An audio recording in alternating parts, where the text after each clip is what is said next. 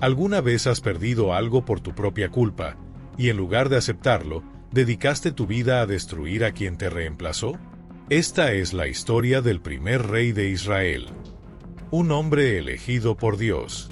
Alto, apuesto, respetado, que lo perdió todo por desobediencia, y tuvo una oportunidad de arrepentirse, de aceptar el juicio de Dios con humildad. Pero no lo hizo, porque un día, después de perder el reino, vio a un joven pastor matar a un gigante. Y las mujeres salieron cantando. Saúl mató a sus 1000, pero David a sus 10,000. En ese momento, Saúl supo.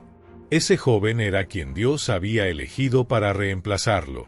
Y en lugar de arrepentimiento, eligió envidia. En lugar de aceptación, eligió destrucción. Su nombre era Saúl. Y su historia no es la historia de cómo perdió el reino. Es la historia de lo que hizo después de perderlo. Porque Saúl ya no tenía el favor de Dios. Ya no tenía el futuro prometido. Pero todavía tenía el trono. Y dedicó cada día que le quedaba como rey a una sola cosa: destruir al hombre que Dios había elegido en su lugar. Si este tipo de historias te ayudan a entender la Biblia de una forma más profunda y humana, suscríbete al canal, porque hoy vamos a analizar algo más peligroso que perder por tus errores. Vamos a analizar lo que pasa cuando te niegas a soltar lo que ya perdiste. Antes de la envidia, hay que hablar de la desobediencia, porque Saúl no perdió el reino por envidiar a David.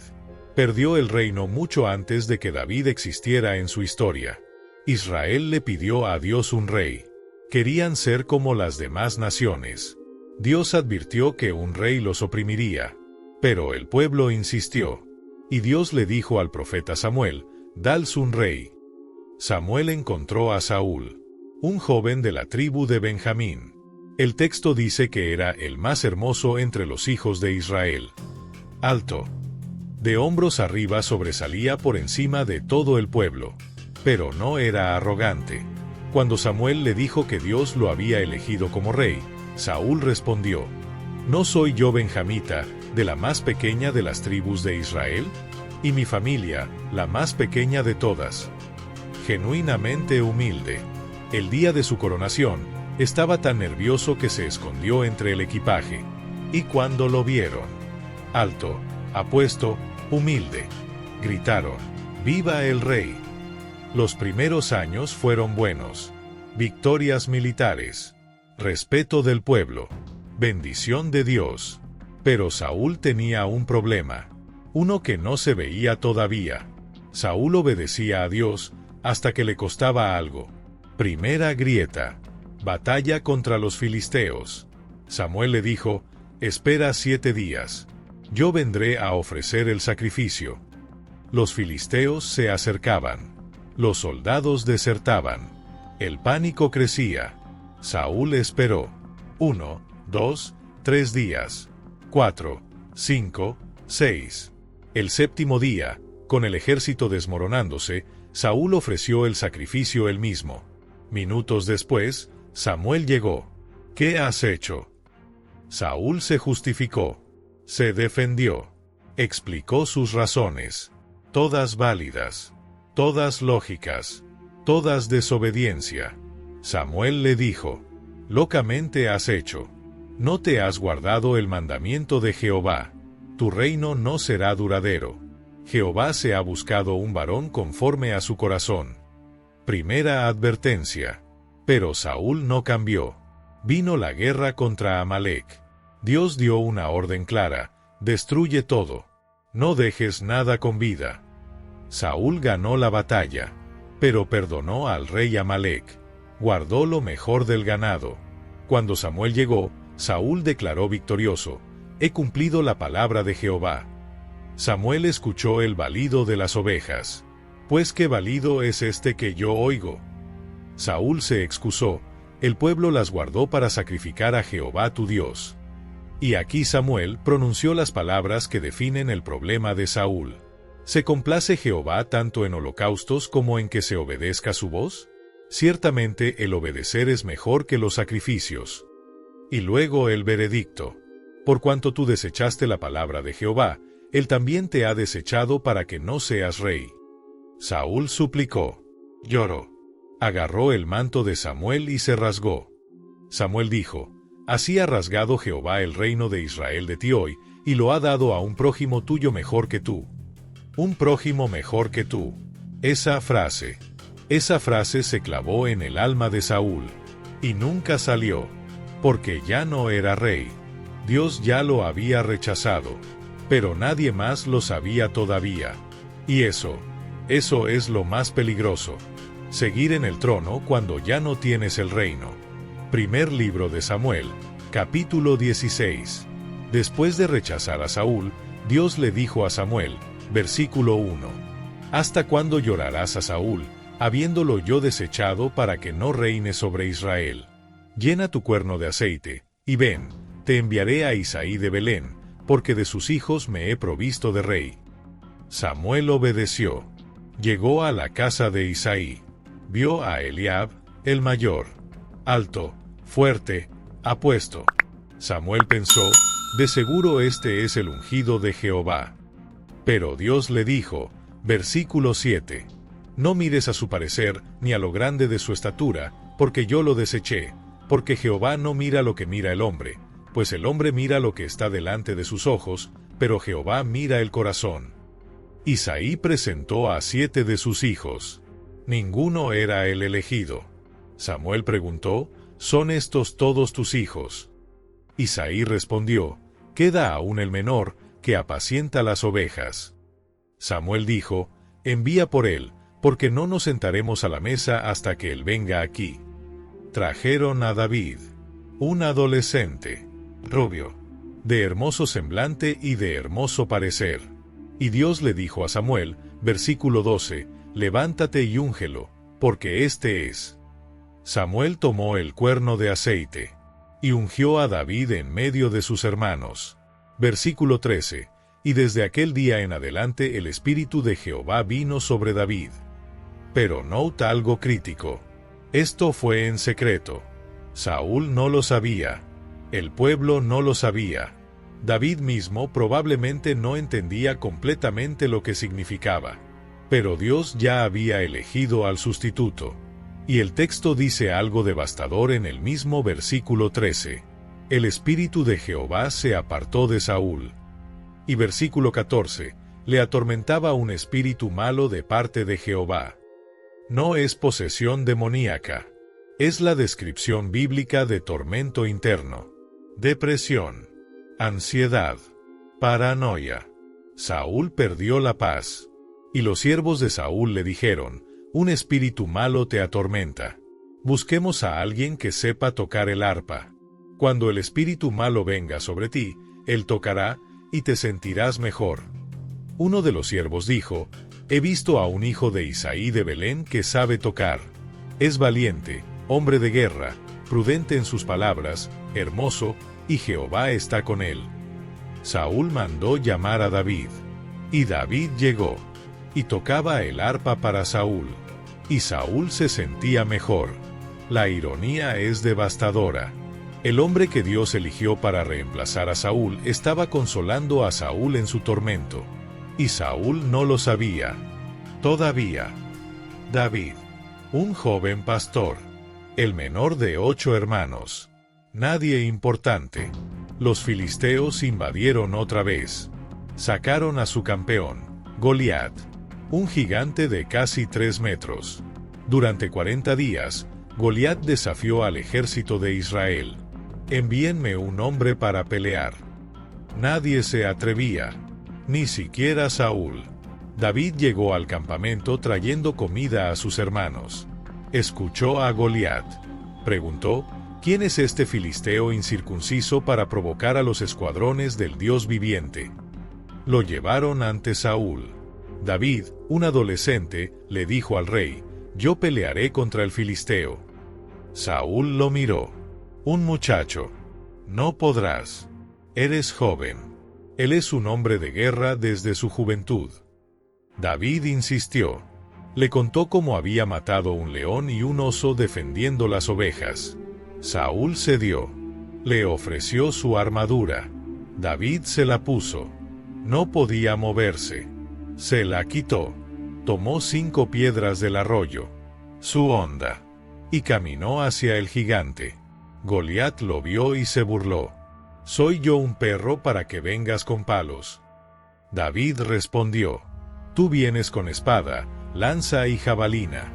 Yo vengo en el nombre de Jehová de los ejércitos. Corrió hacia Goliat. Una piedra. La frente. El gigante cayó. David tomó la espada de Goliat y le cortó la cabeza. Los filisteos huyeron. Israel ganó. Y cuando regresaban victoriosos. Primer libro de Samuel, capítulo 17, versículo 6. Las mujeres salieron de todas las ciudades de Israel, cantando, danzando, con panderos e instrumentos de alegría. Y cantaban, versículo 7. Saúl hirió a sus 1000 y David a sus 10,000. Saúl escuchó ese canto, y algo se rompió dentro de él. No de golpe, pero irreversiblemente. El texto dice, versículo 8. Y se enojó Saúl en gran manera, y le desagradó este dicho. Y luego, la frase que lo define todo, versículo 8. Y dijo, a David dieron 10,000, y a mí 1000, no le falta más que el reino. ¿Lo ves? Saúl acababa de descubrir quién era el prójimo mejor que tú que Samuel había profetizado. No le hacía falta una revelación divina. El pueblo se lo estaba diciendo con su canto. Este joven, David, era quien lo reemplazaría. Y Saúl tuvo una elección en ese momento. Pudo arrepentirse. Pudo aceptar el juicio de Dios con humildad. Pudo bendecir al hombre que Dios había elegido. Pudo pasar sus últimos años como rey preparando al sucesor en lugar de destruirlo. Pero no lo hizo. El texto dice, versículo 9. Y desde aquel día Saúl no miró con buenos ojos a David. Eligió la envidia sobre el arrepentimiento. Eligió la paranoia sobre la paz. Eligió destruir al elegido de Dios en lugar de someterse a la voluntad de Dios. Y esa decisión lo consumió hasta el último día de su vida. Al día siguiente. Primer libro de Samuel, capítulo 18, versículo 10. Aconteció al otro día, que un espíritu malo de parte de Dios tomó a Saúl, y él desvariaba en medio de la casa. David tocaba con su mano como los otros días, y tenía Saúl la lanza en la mano. Versículo 11. Y arrojó Saúl la lanza, diciendo, enclavaré a David a la pared. Pero David lo evadió 2 veces. David seguía tocando el arpa para calmar al rey. Y el rey intentaba matarlo. ¿Por qué? Porque el texto dice que un espíritu malo de parte de Jehová vino sobre Saúl. Saúl estaba mentalmente destruido por su propia envidia. Y cuanto más intentaba destruir a David, más lo amaba el pueblo. Saúl le dio a David misiones militares imposibles. Capítulo 18, versículo 25. Saúl le dice a David que si quiere casarse con su hija Mical, debe traerle 100 prepucios de filisteos. Era una trampa. Esperaba que David muriera en el intento. David regresó con 200. Saúl le dio a su hija. Pero versículo 29. Y Saúl tuvo más temor de David, y fue Saúl enemigo de David todos los días. Pero la envidia creció. Ordenó a sus siervos matar a David. Jonatán, su propio hijo, defendió a David. Saúl se enfureció con Jonatán. Hijo de una perversa y rebelde, ¿piensas que no sé que has elegido al hijo de Isaí para tu propia vergüenza? Le lanzó una lanza a su propio hijo, porque Jonatán amaba a David. Y para Saúl, amar a David era traicionarlo a él. Así funciona la envidia. Te convierte en enemigo de cualquiera que no sea tu enemigo. David huyó. Durante años, Saúl lo persiguió por el desierto, con 3000 soldados, buscándolo en cuevas, en montes, en fortalezas, obsesionado, consumido. 2 veces, David tuvo oportunidad de matar a Saúl. una en una cueva, otra mientras Saúl dormía. David no lo hizo. Le cortó el borde del manto, le quitó la lanza y la vasija de agua, y desde lejos gritó: ¿Por qué persigues a un perro muerto? ¿A una pulga? Y Saúl lloraba: He pecado. Vuelve, hijo mío David. No te haré más mal. Pero era mentira. Días después volvía a perseguirlo, porque la envidia es adicción. No se satisface, se alimenta. Cuanto más perseguía a David, más miserable se volvía Saúl. Perdió a Samuel. El profeta murió. Perdió a Jonatán. Su hijo se puso del lado de David. Perdió al pueblo. Todos sabían que David sería el próximo rey. Y finalmente, perdió a Dios. Primer libro de Samuel, capítulo 28. Los filisteos invadieron otra vez. Saúl consultó a Dios. Versículo 6. Y consultó Saúl a Jehová, pero Jehová no le respondió ni por sueños, ni por Urim, ni por profetas. Silencio. Desesperado, Saúl hizo algo que él mismo había prohibido. Fue a una médium, una mujer enende que invocaba a los muertos. Le dijo: «Evócame a Samuel». La médium, aterrada, invocó a Samuel. El espíritu de Samuel apareció. Versículo 15. Y Samuel dijo a Saúl: «¿Por qué me has inquietado haciéndome venir?». Saúl le explicó: «Estoy muy angustiado, pues los filisteos pelean contra mí, y Dios se ha apartado de mí, y no me responde más». Samuel respondió, versículos 16 al 19. «¿Para qué me preguntas a mí, si Jehová se ha apartado de ti y es tu enemigo? Jehová te ha quitado el reino de la mano, y lo ha dado a tu compañero David. Y mañana estaréis conmigo tú y tus hijos». Al día siguiente, la batalla. Capítulo 31. Los filisteos atacaron. El ejército de Israel huyó. Los hijos de Saúl murieron, Jonatán entre ellos. Versículo 3. Y arreció la batalla contra Saúl, y le alcanzaron los flecheros, y tuvo gran temor de ellos. Versículo 4. Entonces dijo Saúl a su escudero: «Saca tu espada, y traspásame con ella, para que no vengan estos incircuncisos y me traspasen, y me escarnezcan». Mas su escudero no quería, porque tenía gran temor. Entonces tomó Saúl su propia espada y se echó sobre ella. El primer rey de Israel, elegido por Dios, terminó quitándose la vida, en una montaña, rodeado de los cadáveres de sus hijos, solo, destruido, no por los filisteos, por sí mismo. Aquí está lo que destruyó a Saúl. No fue perder el reino, fue negarse a aceptar que lo había perdido, porque Saúl perdió el reino por desobediencia. Eso es claro. 2 veces Dios le dio órdenes específicas. 2 veces Saúl decidió que su criterio era mejor, y perdió el reino. Pero lo que lo destruyó no fue el pecado, fue lo que hizo después del pecado. Porque cuando Samuel le dijo: «Dios te ha rechazado», Saúl tuvo una oportunidad. Pudo arrepentirse profundamente. Pudo aceptar el juicio. Pudo vivir sus últimos años como rey con humildad, preparando al sucesor que Dios había elegido. Muchos años después en su vida, David haría exactamente eso. Cuando su hijo Absalón se rebeló, David huyó. Aceptó el juicio. Y Dios lo restauró. Pero Saúl no hizo eso. En lugar de arrepentimiento, eligió justificación. En lugar de aceptación, eligió resistencia. En lugar de soltar lo que ya había perdido, pasó años tratando de retenerlo, destruyendo a quien Dios había elegido. Y eso es lo que lo consumió. Porque la envidia no nace cuando alguien tiene algo que tú no tienes. La envidia nace cuando alguien tiene algo que tú crees que todavía te pertenece. Saúl ya no era rey delante de Dios, pero seguía siendo rey delante del pueblo. Y esa brecha entre lo que Dios había declarado y lo que todavía parecía ser, esa brecha lo enloqueció. Cada victoria de David era un recordatorio de lo que Saúl ya había perdido. Cada vez que el pueblo amaba a David, Saúl sentía que le estaban quitando algo que ya no era suyo. Y perseguir a David no le devolvió el favor de Dios. Solo lo alejó más.